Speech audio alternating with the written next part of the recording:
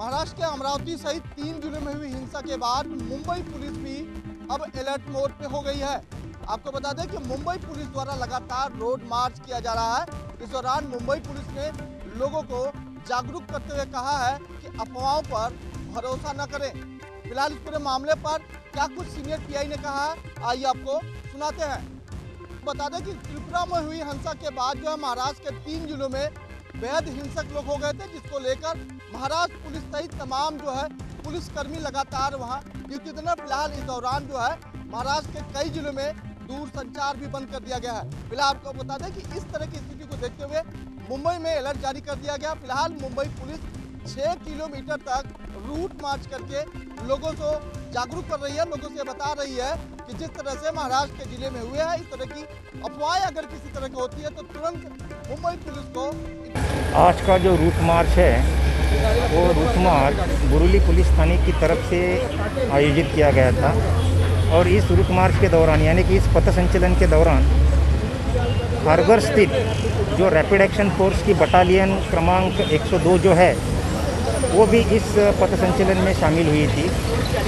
उस बटालियन की assistant commandant Swati madam और उनके 65 अधिकारी एवं जवान इस पथ संचलन में शामिल थे।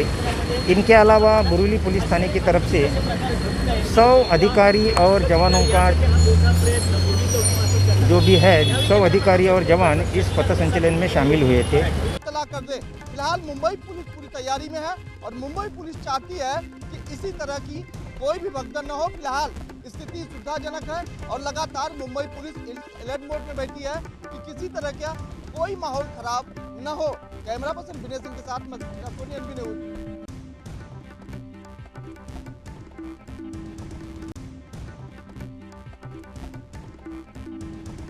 मंदसौर पुलिस अधीक्षक सुनील कुमार पांडे द्वारा चलाए जा रहे अवैध मादक द्रव्य अभियान के अंतर्गत मंदसौर पुलिस को एक बड़ी सफलता हासिल हुई।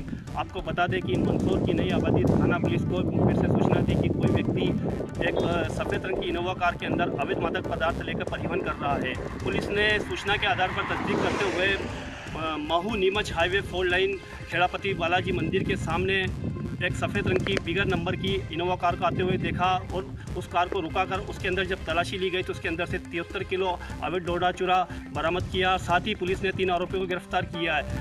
73 किलो डोडा चूरा की कीमत पुलिस द्वारा 1,46,000 रुपये बताई जा रही है। और ये नीमच तरफ से एक इनोवा बिना नंबर की गाड़ी आने की सूचना मिली थी, जिसमें अवैध रूप से डोडा चूरा का परिवहन करके जावरा तरफ ले जाने की सूचना थी।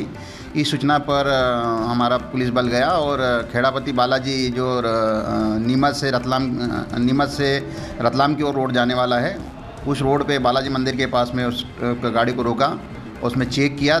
उसमें ड्राइवर गाड़ी में से कूद के भाग गया और 3 व्यक्ति जो उसमें बैठे थे उनको मैं अवैध मादक पदार्थ के सहित 73 किलो अवैध डोडा चूरा उसमें पाया गया, जिनको 8/15 एनडीपीएस एक्ट में गिरफ्तार किया और अभी कोर्ट में तीनों आरोपियों पे पुलिस ने मामला दर्ज कर एनडीपीएस की धाराओं में मामला दर्ज कर प्रकरण दर्ज किया है और पूछताछ जारी है।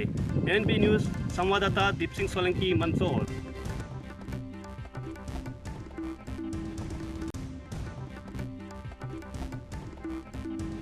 सलमान खुर्शीद की छपी किताब को लेकर अब हिंदू समाज में गुस्सा बढ़ता जा रहा है, जिसको लेकर आज हिंदू समाज से जुड़े हुए संगठन के लोगों ने उज्जैन के टावर स्थित घंटाघर पर सलमान खुर्शीद का पुतला दहन किया और उन्होंने कहा कि जो किताब सलमान खुर्शीद की लिखी गई है उसमें हिंदुओं की धार्मिक भावनाओं को आघात किया गया है। ये कई सारी बातें ऐसी हैं जो हिंदू धर्म को लेकर आहत हो रही हैं, जिसको लेकर हिंदू जागरण मंच के लोग आज टावर पहुँचे। आज हमने सलमान खुर्शीद का पुतला जलाने से पहले उसके मुंह पे काली पोती है। वो अपनी कलम से हिंदुस्तान के हिंदुओं को ISI से तुलना करना चाहता है। हम उसकी जो किताब छपी है उसका पूर्ण रूप से बाइकआउट करेंगे और पूरे हिंदुस्तान में उसका भी बाइकआउट होगा। हर हिंदुस्तान में हर हिंदुस्तानी उसके पुतला जलाएगा और आज हमने हिंदू जागरण मंच ने यहाँ पर आकर उसका पुतला जलाया है, दहन किया है और हम हर एक व्यक्ति का पुतला जलाएंगे जो भी हिंदुत्व के खिलाफ बोलेगा। ये हिंदू जागरण मंच का पूर्ण रूप से दावा है, जो भी हिंदुत्व के खिलाफ बोलेगा उसका पुतला हम जलाएंगे और आया समय तो उसको भी जलाएंगे। और वहाँ उन्होंने सलमान खुर्शीद का पुतला दहन किया। उज्जैन से विजेंद्र यादव, एनबी न्यूज़ के लिए।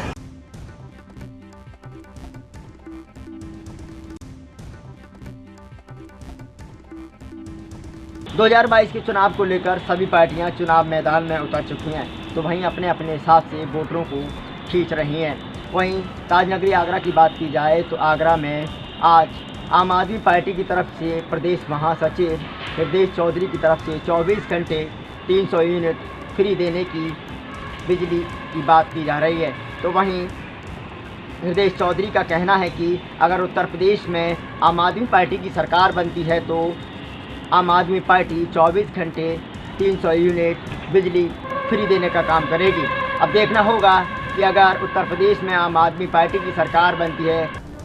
देखिए 2022 में उत्तर प्रदेश में चुनाव होने वाले हैं विधानसभा के, जिसको लेकर आम आदमी पार्टी उत्तर प्रदेश में सरकार बनाने के लिए पूरी तरह से दमखम से तैयार है।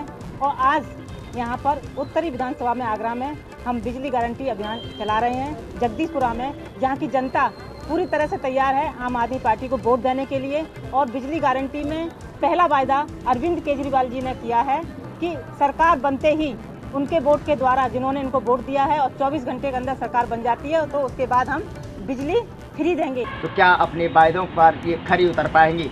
आगरा से एनबी न्यूज़ के लिए पुष्पेंद्र शर्मा की रिपोर्ट।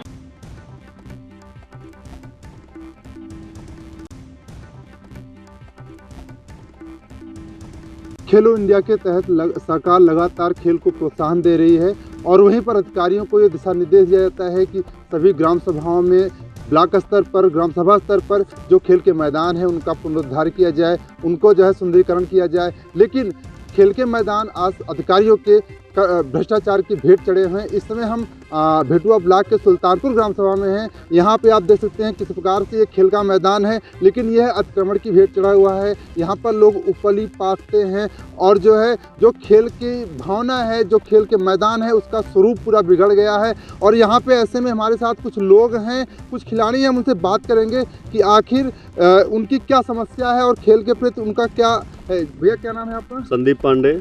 ये बताइए, ये खेल का मैदान है और ऐसे में ये पता चला है कि आप एक खेल के बहुत अच्छे वो है, तो क्या समस्याएं हो रही हैं आप लोगों को? सर समस्याएं हैं जैसा कि सरकार द्वारा सब जगह चलाया जा रहा है, खेल जागरूक खेल अभियान चलाया जा रहा है। हमारे यहाँ आप देख ही रहे हैं जैसे खेल मैदान कागज़ में छूटा हुआ है। यहाँ पे कोई भी वो सामग्री नहीं है, ना तो ट्रैक बना हुआ है, ना पानी का है, ना शौचालय का। भी बाहर से खिलाड़ी आते हैं उनके लिए कोई व्यवस्था यहाँ पे उचित नहीं है। तो मैं सरकार से यही कहना चाहता हूँ कि यहाँ पे थोड़ा सा नज़र गड़ाए रखे, हमारे ग्राम सभा ध्यान दे कि इसका सौंदर्यीकरण करा के जो खेल कूद की सामग्रियाँ हैं, पानी की व्यवस्था है, शौचालय की व्यवस्था है, वो सब प्रदान करे, जिससे आने वाले समय में हमारे गांव के जो नौजवान सड़क पर प्रैक्टिस कर रहे हैं, इधर उधर जा रहे हैं, ग्राउंड जा रहे हैं, अपने ग्राउंड पे रह के प्रैक्टिस करें और विजय की प्राप्ति। बिल्कुल सही। कहीं ना कहीं लोगों को सड़क पर जाना पड़ता है। तो एक खिलाड़ी और है, क्या नाम भी आपका? विवेकानंद पांडे। ये क्या समस्या होती है खेल को लेके? यहाँ पे एक ट्रैक नहीं है, मैदान नहीं है, यहाँ पर मैच खेलने की ज़्यादा दिक्कत होती है हमको। तो हम खेलते हैं, क्रिकेट खिलाड़ी हैं। क्रिकेट के खिलाड़ी हैं, बिल्कुल। तो ऐसे में यहाँ पे ट्रैक है कि नहीं है? ट्रैक बिल्कुल नहीं है। आप देख रहे हो चारों तरफ घुमा करके कैमरा आपका लगा हुआ है, कहीं कुछ ट्रैक नहीं है यहाँ पर। ट्रैक में क्या चाहते हैं आप? यहाँ पर सारी व्यवस्था चाहते हैं, जो सरकार से आता है वो मिल जाए, हमको अवेलेबल करवा दें, बस हम इतना ही चाहते हैं। कुल मिलाकर इन लोगों का कहना यही है कि जो सरकार की तरफ से जो व्यवस्थाएं आती हैं वो हमारे ग्राम सभा में नहीं है। तो हमारी यही सरकार से दरख्वास्त है कि जो सुविधा हम लोगों को मिलनी चाहिए वो हमको मिले, तभी हम जो सरकार का रहता है कि हम एक मेडल लाएं देश के लिए, वो तभी संभव होगा जब हम खेलेंगे और आगे बढ़ेंगे। फिलहाल अब ये देखना होगा कि अधिकारियों के कानों में जूं किस प्रकार रेंगती है और इन खिलाड़ियों की व्यवस्थाओं पर कब ध्यान देते हैं। राजकुमार जायसवाल, एनबी न्यूज़, अमेठी।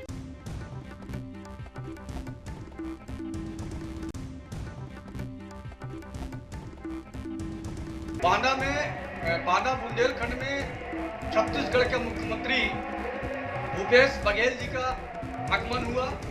लगातार 2 दिन के दौरे पे मुख्यमंत्री छत्तीसगढ़ के मुख्यमंत्री रहेंगे।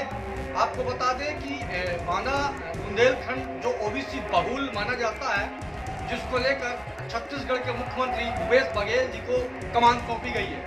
वहीं आपको बता दें कि छत्तीसगढ़ के मुख्यमंत्री भूपेश बघेल ऐतिहासिक कलिंजर दुर्ग का जो मंदिर है, नीलकंठ जी का जो मंदिर है, उसका दर्शन के उपरांत उन्होंने इस बात को रखा कि हम 2 दिन बांदा बुंदेलखंड में ठहरेंगे।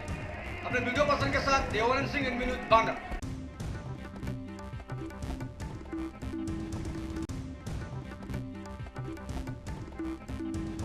खड़े हैं बिजनौर के नहटौर में, करीमपुर मुबारक में, जहां मोदी सरकार व योगी सरकार साफ सफाई पर ध्यान दे रही है, जहां कोरोना काल के चलते हर चीज़ पे ध्यान दिया जा रहा है। वहीं हमने इस प्राथमिक विद्यालय में इतनी गंदगी और इतना शौचालय में भी गंदगी, स्कूलों में भी, और पूरे बच्चे हुए झाड़ू लगाते हुए पाए गए, जो योगी सरकार की आगे की मंशा को धज्जियां उड़ा रहे हैं। पता चला टीचरों से भी शिकायत की है लोगों ने, हेड से भी शिकायत की जो मास्टर रहे हैं यहाँ, लेकिन उस पर कोई ध्यान नहीं दिया जा रहा है।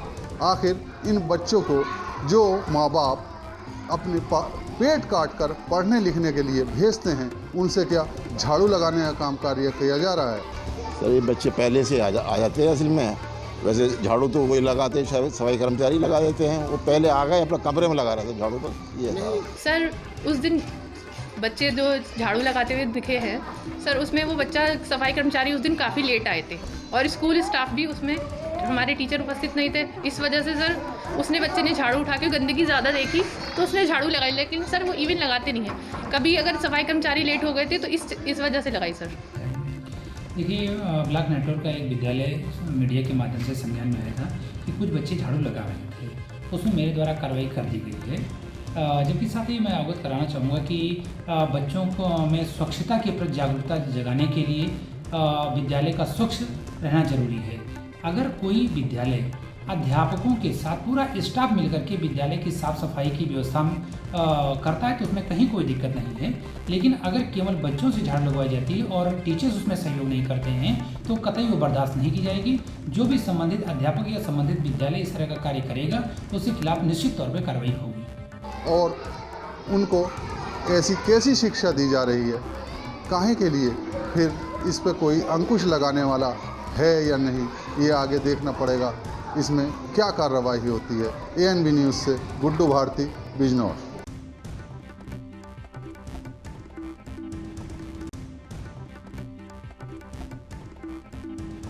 देवरिया के पुलिस अधीक्षक डॉक्टर श्रीपत मिश्र ने यहाँ पर प्रशिक्षित हो रही महिला कांस्टेबलों और पुलिसकर्मियों को यहाँ पर सम्मेलन करके उनकी समस्या के बारे में जहाँ जानकारी ली है, वहीं पर उन्होंने सम्मेलन में सभी को अनुशासित रहकर सेवा भाव से नौकरी करने का गुर सिखाया है।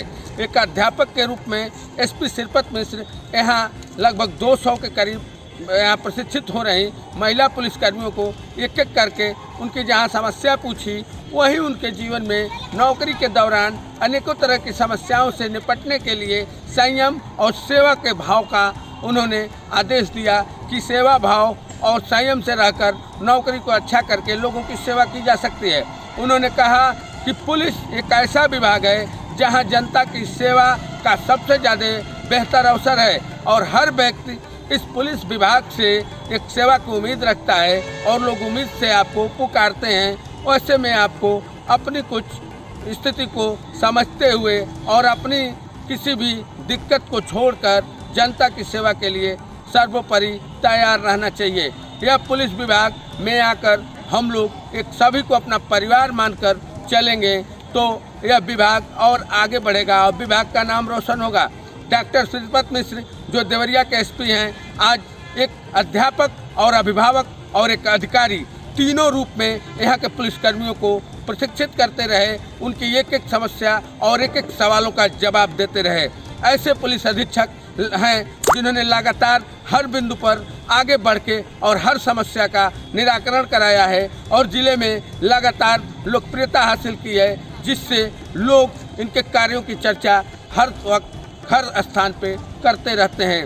देवरिया में पुलिस की छवि लगातार अच्छी हुई है, जिसके पीछे पुलिस अधीक्षक डॉक्टर श्रीपत मिश्र का बहुत बड़ा योगदान लगातार चल रहा है और आने वाले पुलिसकर्मियों से भी वो ऐसी उम्मीद करा रहे हैं, ऐसे उम्मीद कर रहे हैं, ऐसे आदेश दे रहे हैं जिसका लाभ मिलते हुए दिख रहा है। देवरिया से विशाल मिश्रा, एनबी न्यूज।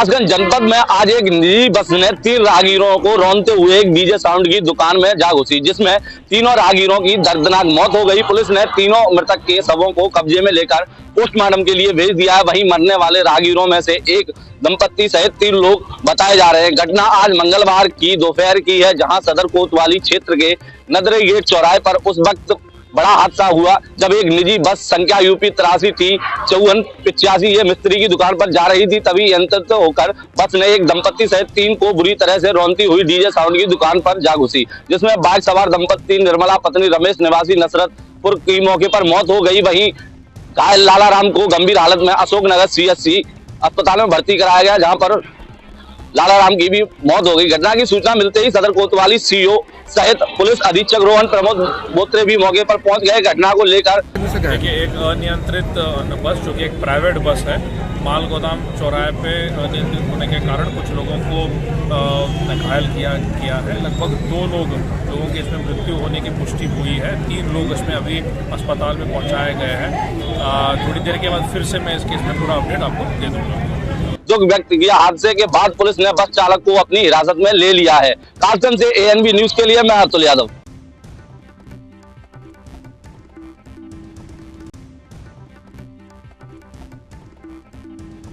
कौशाम्बी के ओसा मंडी में 1 माह से ज़्यादा हो गए किसानों का धान खरीदा नहीं जा रहा है। कैद केंद्र पर 1 माह से किसान बने हुए हैं। लगभग कई गांव का 100 कुंटल से अधिक धान यहां पे पड़ा हुआ है।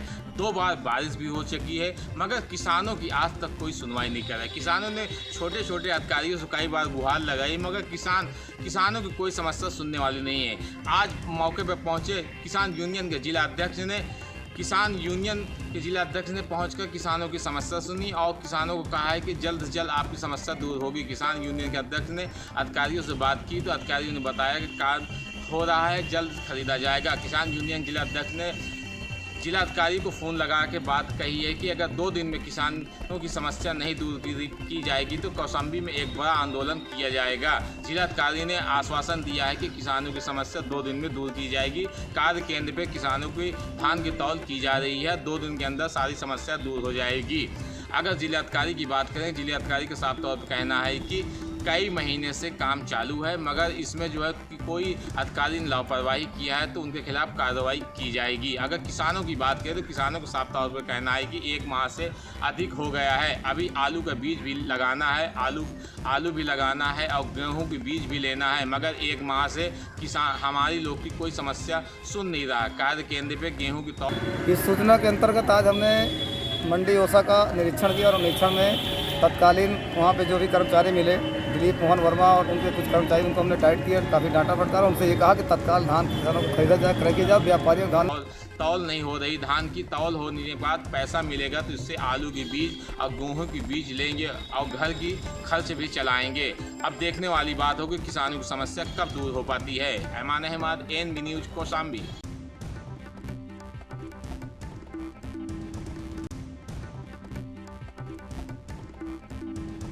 मथुरा जनपद में एक पशु लदे वाहनों से वसूली करते हुए पुलिसकर्मी का वीडियो सोशल मीडिया पर वायरल हो रहा है और वायरल होने के बाद अब प्रशासन में हड़कंप भी मच गया है, क्योंकि ये मथुरा जनपद में कोई पहला मामला नहीं है। आए दिन ऐसे मामले आते रहते हैं और वरिष्ठ अधिकारियों के द्वारा इन लोगों पर कार्रवाई भी की जाती है, निलंबित भी किए जाते हैं, मगर उसके बाद भी ये अपनी आदतों से बाज नहीं आते हैं।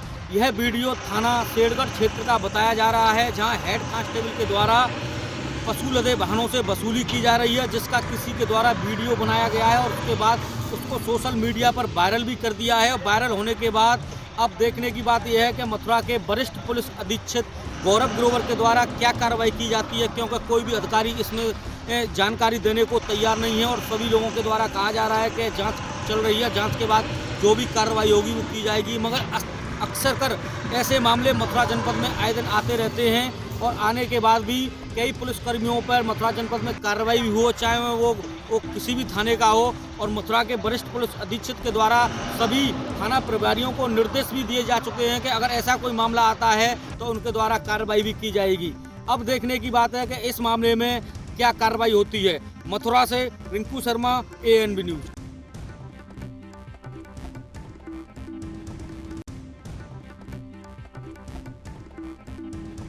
मिर्जापुर जनपद के बरही गांव में करीब 300 वर्षों से बाबा बेचूवीर और बरहिया माता का मेला लगता चला रहा। सकुशल मेला संपन्न हुआ। आपको बता दें कि लाखों श्रद्धालु देश के कोने कोने से मंदिर में पहुंचते हैं। कोई संतान प्राप्ति के लिए पहुंचता है तो कोई भूत प्रेत बाधा भगाने के लिए पहुंचता है। बाबा के मंदिर पर लाखों श्रद्धालु माथा टेक बाबा से आशीर्वाद लेते हैं और सकुशल अपने परिवार में जाते हैं। श्रद्धालु बात सुरक्षा की जाए तो सुरक्षा के दृष्टि से मेले में भारी फोर्स तैनात की जाती है। सीसीटीवी की निगरानी से मंदिर की निगरानी की जाती है। वही का स्थान है बरैया माई के, ठीक ना, मरछैया नदी है। कब से आ रही हैं आप? हम आ रहे हैं 7-8 वर्ष से। किस आस्था को लेकर आप आ रही हैं? कैसे जानकारी हुआ? हमको जानकारी हुआ और कोई मने इस तरह कहते गया। हम थोड़ा सा बाल बच्चा भी नहीं था, उसको पहले से आने के कह रहे थे, लेकिन बाल बच्चा हो गया हमारा सफल से। लड़की बीमार हुई उस टाइम हम आए यहाँ से, उसका लड़की को भलाई हुआ। तो लड़की का बाल बच्चा भी था, थोड़ा सा तबीयत खराब था किसी के कहने होने से। तो हम लोगों को आने से साल भर स्वस्थ रहते हैं। कहीं ना ओझा तर जाते हैं, ना दवा लेते हैं और ना कुछ भी लेते हैं। बस आते हैं, माथा टेकते हैं, इनका दर्शन करते हैं, हम चल जाते हैं। यहाँ पर पानी की भी किल्लत होती है।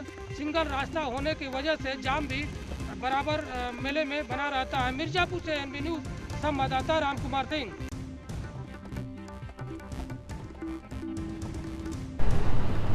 दिल्ली के अंदर पॉल्यूशन जो है बढ़ता जा रहा है, उसी को लेकर राजनीति भी गर्माती नजर आ रही है। मगर यहाँ पर बात करें जिस तरीके से सुप्रीम कोर्ट की तरफ से दिल्ली सरकार को फटकार लगी और फटकार लगने के बाद में ये भी कहा गया कि दिल्ली सरकार कंप्लीट कुछ रास्ता निकाले। यहाँ तक कि लॉकडाउन लगाने के लिए भी सहमति बनी, मगर दिल्ली सरकार ने कहा कि हम लॉकडाउन लगाने के लिए तैयार है, मगर पड़ोसी राज्यों के अंदर भी लॉकडाउन लगना चाहिए ताकि पराली को जो धुआं है या फिर पॉल्यूशन है वो दिल्ली के एनसीआर के अंदर प्रभावित ना करे लोगों को। मगर यहाँ पर बात करें जिस तरीके से गोपाल राय की, तो गोपाल राय ने भी आज स्पष्ट कर दिया कि ऑड इवन नहीं लागू किया जाएगा। मगर ऑड इवन के लिए कहीं ना कहीं ये जरूर कहा गया कि लागू नहीं किया जाएगा, मगर पॉल्यूशन को कंट्रोल करने के लिए दिल्ली सरकार प्रॉपर इंतजाम करती नजर आ रही है, ये भी कहा उन्होंने। मगर लगातार कहीं ना कहीं स्कूलों को बंद किया गया है, कंस्ट्रक्शन का काम बंद किया गया है, सरकारी विभागों को बंद किया गया है, लगातार सबको घर में रहने के लिए सलाह दी जा रही है, मगर मरीजों की संख्या वो भी बढ़ती नजर आ रही है। मगर जिस तरीके से राजनीति गरमा रही है उससे साफ जाहिर है कहीं ना कहीं आरोप प्रत्यारोप का दौर भी चलता हुआ नजर आ रहा है। मगर देखना होगा क्या दिनों